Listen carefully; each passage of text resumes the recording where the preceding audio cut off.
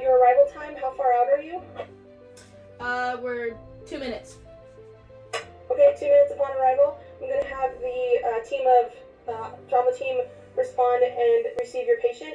This is an amazing opportunity that we were afforded through a Leading Idaho grant for career and technical educators through the state of Idaho. It gives me the opportunity to show my students real life simulations, the feels, the smells, the sounds, the isolation of being two people locked in the back of an ambulance, not necessarily locked, but in the back of an ambulance with a patient, and it's just the three of you. We have cameras. You can see the cameras in the ambulance, and we have the ability to view our students from 4 different angles. Now that only not helps me to see their skills, but I can project that to the students that are currently not in the back of the ambulance, and they can learn, critique, and give feedback to the students who are practicing their skills.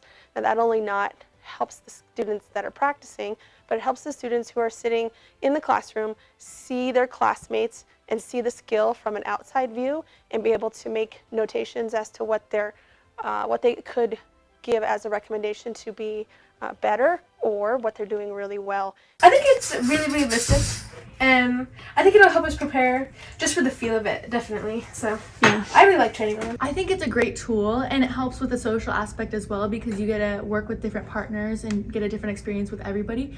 It also is great with skills because it gives you the sensory aspect of it as well. You can have the noises, you can have the motion, you can have the lights, anything you really need is in there. It's awesome. Because when you just practice a skill by itself, you don't have anybody yelling or talking to you at the same time you're taking a pulse, so it's easier to count. It's like a good example, but I think the sensory part of it really makes sure that you know what it's like going into the real world, and it prepares you for being a real EMT rather than just practicing a skill completely isolated. So it really simulates the full picture as best that we can in the classroom setting. We really don't have a missing piece at this point, and it allows a very seamless education for these students when they enter the field. So even though we are in Kuna, Idaho, we have now a facility, not just because we have this simulator, but because we have all these pathway programs in our health science, our dual credit anatomy classes, our dual credit sports medicine, CNA, dental.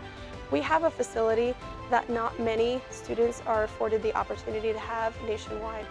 This simulator brings to our community a training tool that even some of the most advanced paramedicine programs in the country don't have. And so it's a very, it's a big luxury that we are afforded through the state of Idaho and this grant to give us that opportunity to train our students to be the best practitioners after high school that we can. So when they leave us, they have opportunities that adult learners and medical professionals around the country don't have the opportunity to train with. So we're very fortunate that Idaho and that Kuna and the Kuna School District has been supportive of promoting grants and programs that allow us to get these types of pieces of equipment.